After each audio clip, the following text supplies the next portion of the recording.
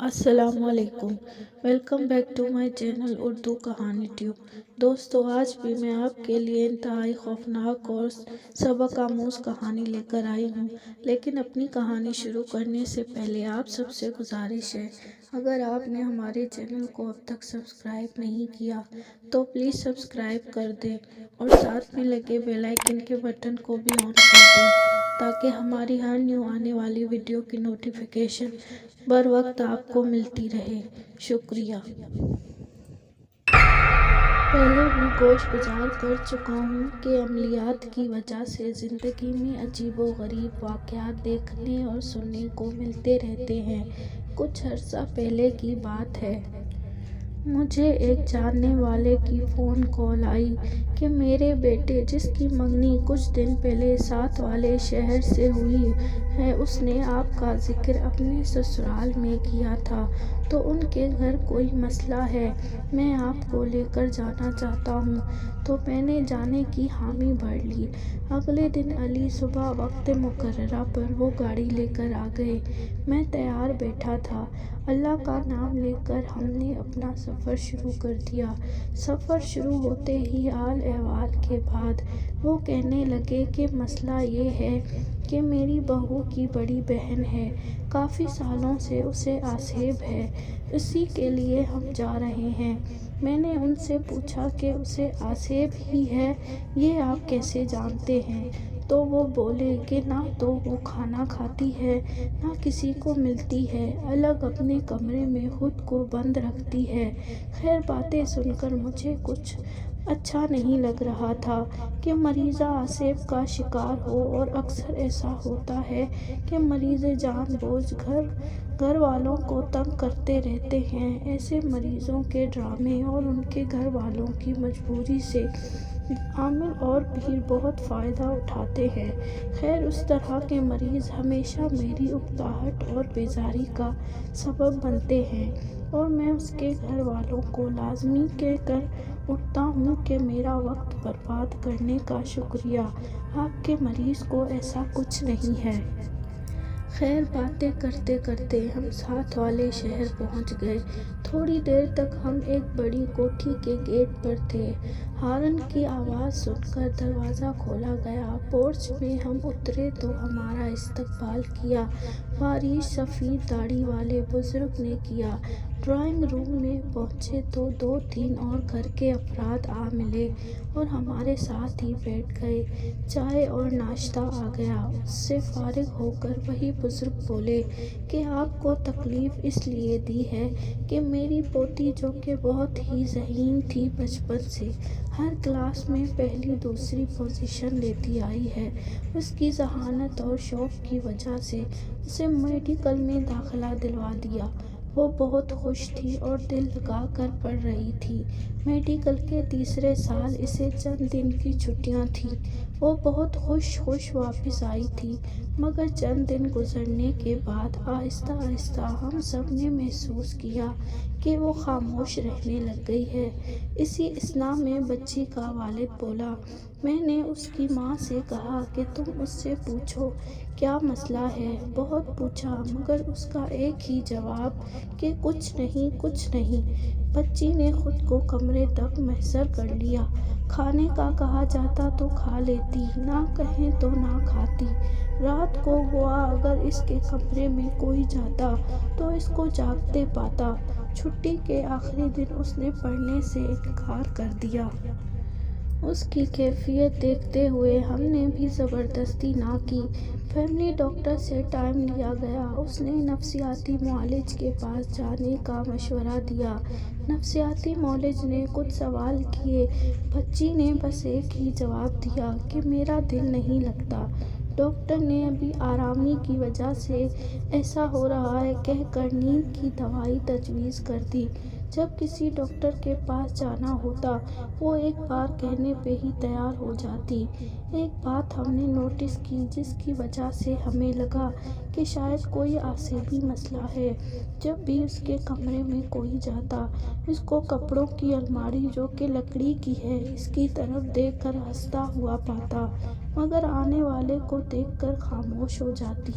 اس لیے جو ہمارے پیر صاحب کی وفات کے بعد جو ان کے خلیفہ ہیں ان کو بلوایا گیا، انہوں نے یہ کہہ کر اس پہ جادو ہے کچھ تعویذ دیے اور چلے گئے۔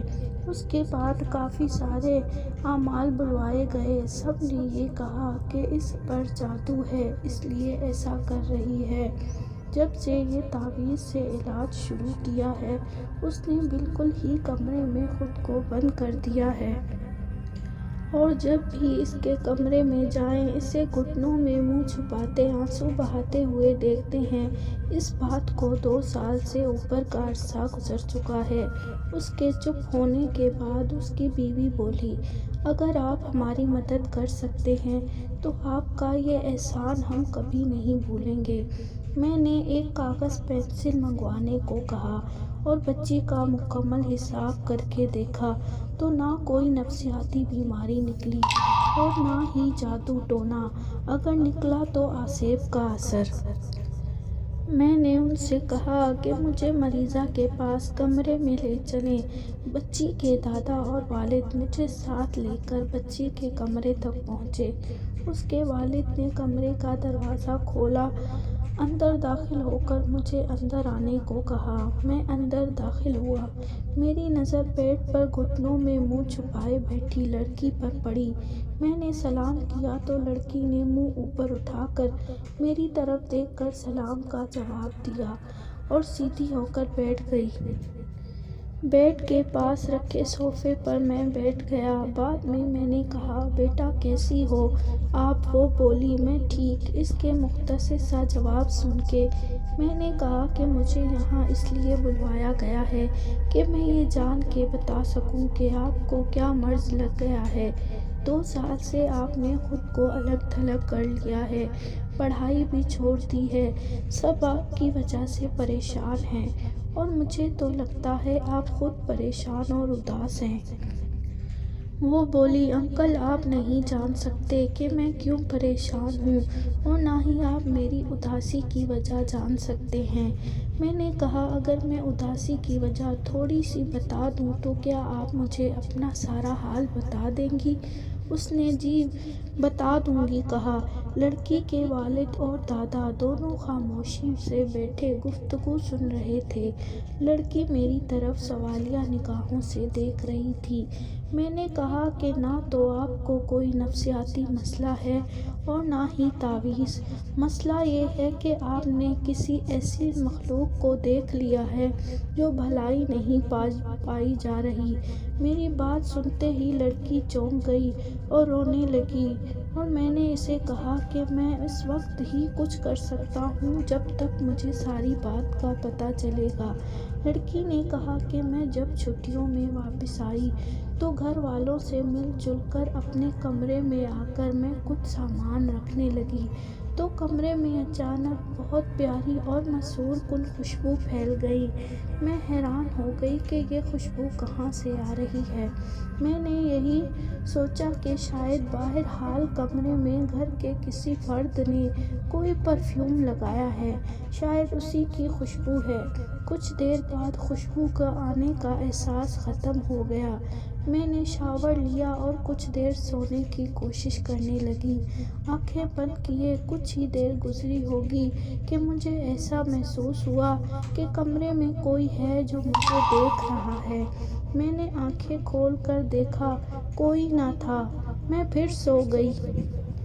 شام کو امی نے اٹھایا۔ میں فریش ہو کر باہر ہال میں چلی گئی۔ جاتے ہی میں نے بھائی سے پوچھا کہ کون سا پرفیوم لگایا تھا تو اس نے کہا آج تو کوئی نہیں لگایا۔ بہن سے پوچھا، دادا ابو سے پوچھا، شاید انہوں نے کوئی عطر لگایا ہو، مگر سب نے انکار کر دیا۔ رات کا کھانا وغیرہ کھا کر میں جلدی اٹھ کر اپنے کمرے میں آ گئی۔ میں نے الماری کھولی اور اپنے کپڑے بیگ سے نکال کر الماری میں رکھنے لگی کہ اچانک اچانک دوبارہ سے وہی خوشبو کمرے میں پھیل گئی۔ میں حیران تھی کہ یہ خوشبو کہاں سے آ رہی ہے، اتنی مسحور کن خوشبو میں بتا نہیں سکتی۔ میں بیٹھ گئی اور آرام آرام سے ناک سے سانس لینے لگی۔ میرا دل چاہ رہا تھا کہ میں اس خوشبو کو اپنے اندر سما لوں۔ آہستہ آہستہ تھوڑی دیر بعد خوشبو آنی بند ہو گئی۔ میں اٹھی اور کپڑے دوبارہ الماری میں رکھنا شروع ہو گئی۔ کپڑے رکھ کر میں واپس مڑی تو میری نظر بیڈ پر پڑی۔ اس پر ایک طے شدہ کاغذ پڑا ہوا تھا۔ میں نے وہ کھولا تو اس پہ السلام علیکم لکھا تھا۔ میں حیران تھی کہ یہ کہاں سے آیا ہے۔ میں نے اسے کمرے میں پڑی ڈسٹ بن میں پھینک دیا۔ کچھ دیر مصروف رہنے کے بعد میں سو گئی۔ رات کے کسی پہر میری آنکھ کھل گئی۔ میں نے کروٹ بدلی اور کروٹ بدلتے ہی میرا ہاتھ ایک کاغذ پر پڑا۔ میں نے اٹھ کر لائٹ جلائی، کاغذ کھولا۔ اس پہ لکھا تھا آپ نے سلام کا جواب بھی نہیں دیا اور اسے ردی سمجھ کر پھینک بھی دیا۔ میں یہ پڑھ کر حیران و پریشان تھی۔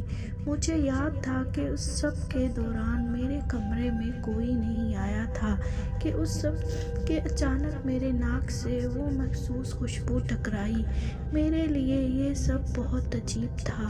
اچانک میری نظر میرے پاؤں کے پاس پڑے ایک اور کاغذ پر پڑی۔ میں نے وہ اٹھایا۔ اس پہ لکھا تھا یہ سب آپ کے لیے پریشان کن ہے، مگر میں آپ سے بات کرنا چاہتا ہوں۔ مجھے آپ اچھی لگتی ہیں۔ میری حیرانی اب تجسس میں تبدیل ہو رہی تھی۔ میری جگہ اور کوئی ہوتا تو شاید کب کا کمرے سے ڈر کر بھاگ چکا ہوتا، مگر وہ خوشبو ایسے میرے دل و دماغ کو مسحور کر رہی تھی کہ مجھے خوف کا احساس تک نہ تھا۔ میں نے کہا آپ کون ہیں؟ میرا اتنا کہنا تھا کہ ایک کاغذ میری جھولی میں آ گرا۔ اس پہ لکھا تھا آپ کا خادم۔ میں نے کہا میرے سامنے آؤ۔ ایک اور کاغذ میری جھولی میں آ گرا جس پہ لکھا تھا کہ نہیں آ سکتا۔ مختصر یہ کہ میری اور اس کی بقیہ ساری رات اسی طرح باتیں ہوتی رہیں۔ اس کا کہنا تھا کہ وہ ایک جن ہے اور اسے میری آنکھیں اور بال بہت پیاری لگتی ہیں۔ جب صبح ہوئی تو وہ یہ کہہ کر چلا گیا کہ جلدی واپس آتا ہوں۔ وہ تو چلا گیا، ساتھ ہی خوشبو بھی، اور مجھے یوں لگا جیسے میں اکیلی رہ گئی ہوں۔ پھر وہ 2 دن نہیں آیا۔ میں ان 2 دنوں بہت بے چین رہی۔ مجھے کچھ اچھا نہ لگتا تھا۔ جب 2 دن بعد میرے کمرے میں خوشبو پھیلی تو مجھے یوں لگا جیسے مجھے کل کائنات کی خوشیاں مل گئی ہوں۔ میں جب بھی بولتی، جو سوال کرتی، اس کا جواب مجھے کاغذ پر لکھا مل جاتا۔ میری ایک ہی تکرار ہوتی کہ میں آپ کو دیکھنا چاہتی ہوں، اور ان کا ایک ہی جواب کہ ایسا ممکن نہیں۔ میں اس دوران کمرے تک محدود رہ گئی تھی۔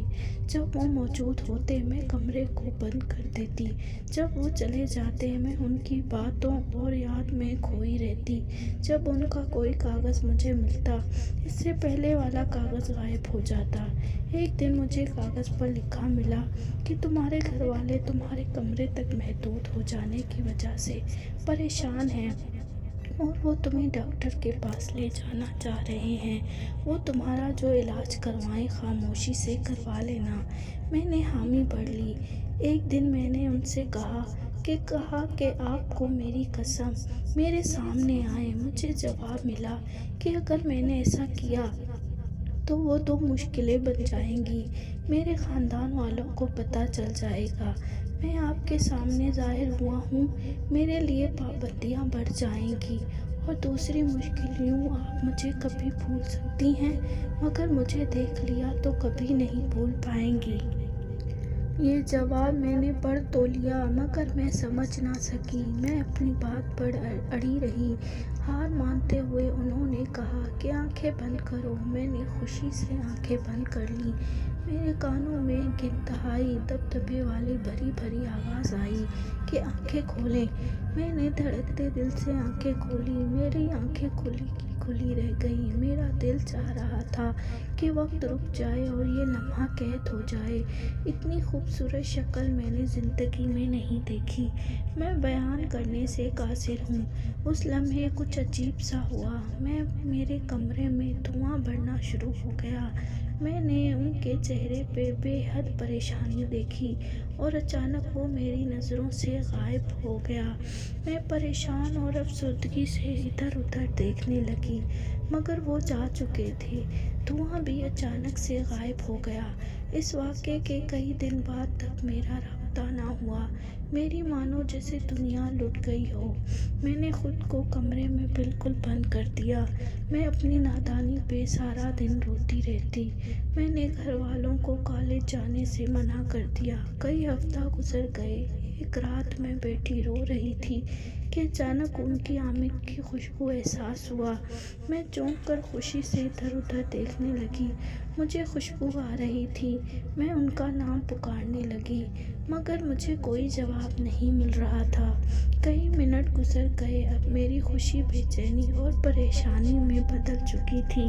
میں کافی دیر ان کا نام لے لے کر پکارتی رہی، مگر جواب نہ ملا۔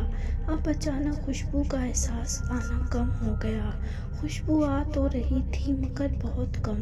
اچانک میری نظر بیڈ کے سائڈ ٹیبل پر پڑی، وہاں ایک کاغذ پڑا تھا۔ میں نے جلدی سے اسے اٹھا کر کھولا۔ اس پر لکھا تھا، میں نے آپ سے کہا تھا کہ آپ کے سامنے آنے سے میرے لیے پریشانیاں بڑھ جائیں گی۔ میری قوم کو اسی وقت میری اس حرکت کا پتہ چل گیا تھا۔ اب فیصلہ یہ ہوا ہے کہ اب کبھی اگر میں نے آپ سے رابطہ رکھا تو میرے ساتھ آپ کو بھی سزا ملے گی، اور میں یہ نہیں چاہتا۔ آخری سانس تک آپ کو یاد رکھوں گا، مگر آپ مجھے بھول جانا۔ میری خوشبو میرے اس آخری پیغام سے ہمیشہ آتی رہے گی۔ اللہ حافظ۔ اس واقعے کو پڑھ کر میری دنیا ویران ہو گئی۔ میرے گھر والے مجھے جب کسی علاج کا کہہ دیتے ہیں، میں چپ کر کے کروا لیتی ہوں۔ بہت لوگ آئے، سب نے اپنی اپنی باتیں کی۔ آپ پہلے انسان ہیں جنہوں نے سچ بتایا۔ یہ کہہ کر وہ لڑکی خاموش ہو گئی۔ اس کے والد، دادا اور میں سب خاموشی سے سن رہے تھے۔ اس کے چپ ہونے پہ لڑکی کے والد نے آگے بڑھ کر اسے سینے سے لگا لیا۔ میں نے اس لڑکی سے وہ خط لینے کو کہا۔ لڑکی اٹھی اور الماری سے ایک کپڑا لپیٹا ہوا لے آئی۔ کپڑا کھول کر اس میں سے ایک کاغذ نکالا اور میری طرف بڑھا دیا۔ پورا کمرہ عجیب سی بھینی بھینی خوشبو سے مہک اٹھا۔ کیا بتاؤں کیا خوشبو تھی، جیسے سندل، عنبر اور کستوری کو کسی نے ایک ساتھ رکھ دیا ہو۔ خوشبو نے دماغ تک معطر کر کے رکھ دیا۔ اتنا عرصہ گزرنے کے بعد بھی خوشبو کاغذ سے ہٹی نہ تھی۔ خوشبو کی سحر انگیزی میں نے وہ کاغذ کھول کر پڑھا، جس پر ہو بہو ویسی تحریر تھی جیسا لڑکی نے بتایا تھا۔ میں نے خط پڑھ کر کاغذ واپس لڑکی کو دیا اور کہا کہ اس مسئلے کا ایک ہی حل ہے کہ یہ واقعہ آپ کو بس اتنا ہی یاد رہ جائے جیسے بچپن کی ایک حسین یاد۔ آپ محض نارمل زندگی کی طرف لوٹ آئیں۔ مختصر یہ کہ کچھ دن اس بچی کا روحانی علاج کیا گیا۔ اللہ پاک کا کرم ہوا، بچی کی طبیعت آہستہ آہستہ ٹھیک ہوتی گئی۔ اس واقعے کے کچھ ہفتے بعد بچی کی مجھے کال آئی۔ اس نے کہا کہ میں آج اپنے ابو کے ساتھ نہر پر جا کر وہ خط بہا دیا ہے۔ مجھے یہ سن کر بے حد خوشی ہوئی۔ اب اس لڑکی کی شادی ہو چکی ہے اور وہ اپنے خاوند کے ساتھ بہت خوش ہے۔ ایک بات بتاتا جاؤں، آج تک میں وہ خوشبو نہیں بھول سکا، نہ بھول پاؤں گا، جیسی خوشبو اس خط سے آ رہی تھی۔ تو دوستو، کیسی لگی آپ کو یہ کہانی؟ کمنٹ باکس میں ضرور بتائیے گا۔ شکریہ۔